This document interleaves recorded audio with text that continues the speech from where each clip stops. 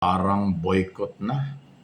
May halintulad natin na protesta na yung ginagawa ng mga ilang senador, judges, na tinuturing na galing sa minority group. Although sa impeachment court, ang mga senador judges, walang majority, walang minority. Lahat sila ay pare-parehas. Kaya lang identify sila as minority kasi pinangunahan yan ng magkapatid na Cayetano at iba pa.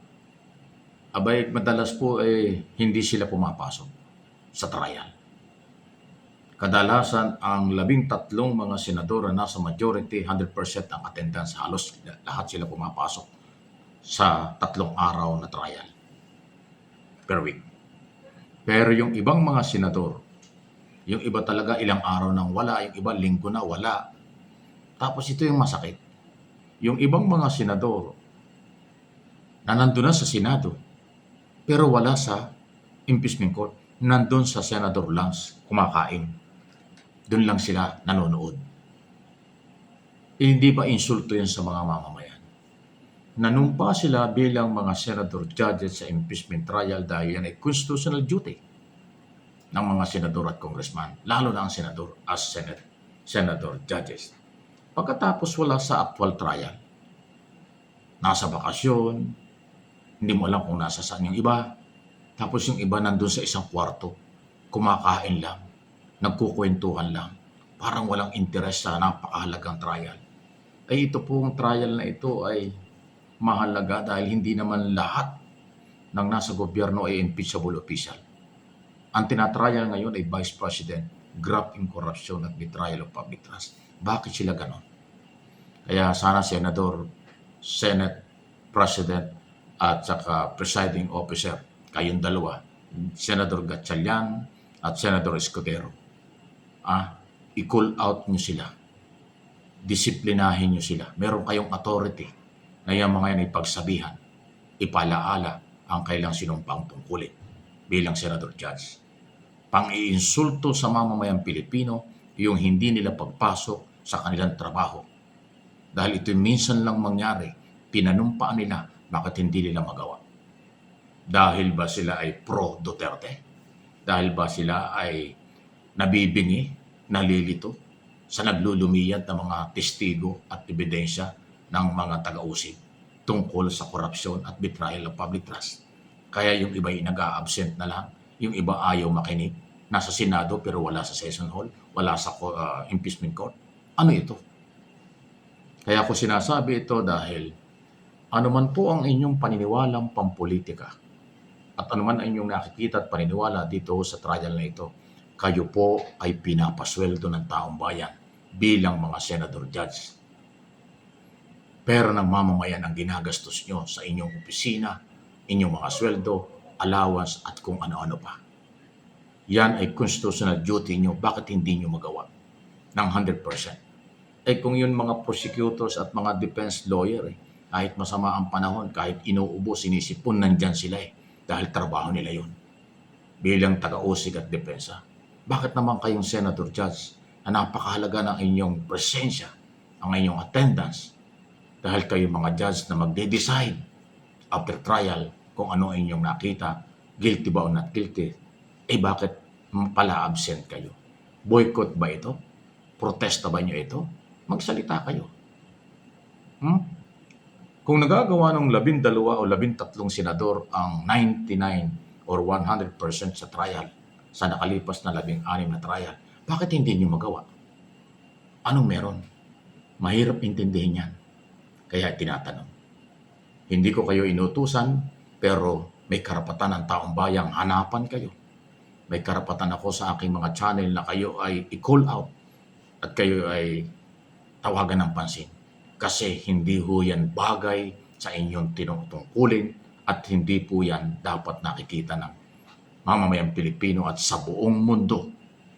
Dahil hindi lang Pilipino ang interesadong manood makinig dito ho sa controversial first time sa Vice President, impeachable on trial. Dahil nga ho sa korupsyon. Korupsyon ang pinag-uusapan dito.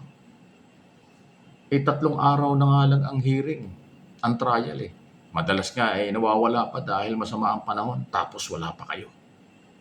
Anong kredibilidad at anong panghuhugutan ng inyong desisyon after trial kung kayo ay kapanipaniwala na kayo magdesisyon ng guilty or not guilty kung hindi naman nyo alam ang pinag-uusapan sa impeachment court dahil wala kayo.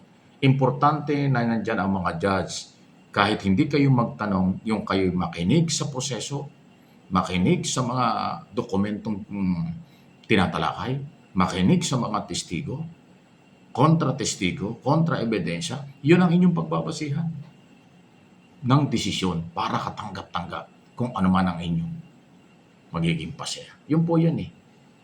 Pero kung kayo nasa Senate lounge, kwentuhan, pakuya-kuya-kuya doon, alam pa kailan sa hearing, sa trial, o kayo'y nasa abroad, katulad ni Loren Legarda, hindi mo alam kung babalik pa.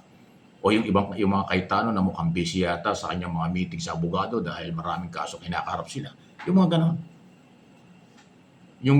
Wala kaming nakitang malinaw na basihan kung may kaugnayan pa sa taong bayan na inyong ginagawa sa labas ng impeachment court. Hindi namin alam yun. At sa tingin ko, walang kaugnayan sa impeachment trial ang inyong ginagawa sa abroad, sa labas ng Senado, o sa loob ng Senado na wala kayo sa impeachment court. Sa totoo lang. Sensitibo, obligasyon, hindi pangkaraniwang issue ang impeachment court. Minsan lang yan. Dapat nga walang ganyan pero wala tayong magagawa. Nasa saligang batas yan. Sayang yung mga robe nyo. Kung kwentuhan lang na kwentuhan kayo sa Senate lounge, lumalamon lang kayo doon, pakapi-kapi lang kayo. Wala kayong pakialam doon sa korte. Insulto yan sa mga Pilipino nagpapasweldo sa inyo. Real talk lang po ito. Huwag kayong magagalit. Dahil pag nagalit kayo, ibig sabihin hindi nyo alam ang ginagawa nyo.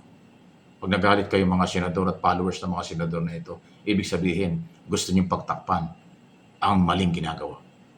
Ako, sinasabi ko ito dahil nakikita natin live, nakakahiyang nakikita sa television at sa social media yung mga upuan bakante.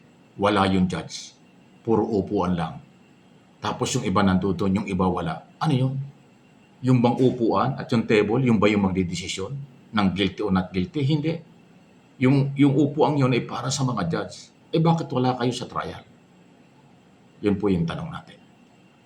Nakikita sa national television sa buong mundo na yung mga judge wala sa trial, tapos bandang huli kayo yung magde-decide kung ano ang inyong desisyon? O paano? Ano, nangopya lang kayo? Namulitika lang kayo?